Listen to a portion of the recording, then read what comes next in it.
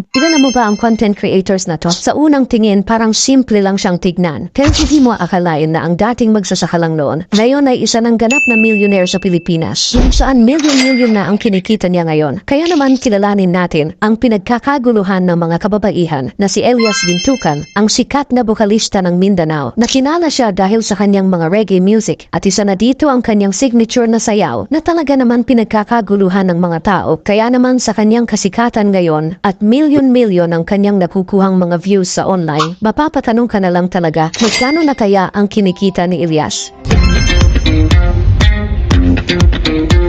Si Elias JTV, mas kilala bilang Elias Lintukan, lumaki siya sa probinsya ng Magpet, North Cotabato, kung saan tumutulong siya sa kanyang pamilya sa hanap buhay sa bukid. Isa na dito ang kanilang Rubber 3 Farm na siyang hanap buhay ng kanilang pamilya. At dahil nga sa kanyang mga nakakakwelang mga contents at ang kanyang signature na sayaw na pinagkakaguluhan ngayon, ay talaga namang bumulusok ang kanyang kasikatan. Kung saan meron na siyang napakaraming 4.2 million followers na. Samantala sa TikTok naman, meron na siyang napakaraming 1.3 million followers at nakakuha na rin siya ng halos 10.6 likes sa ngayon.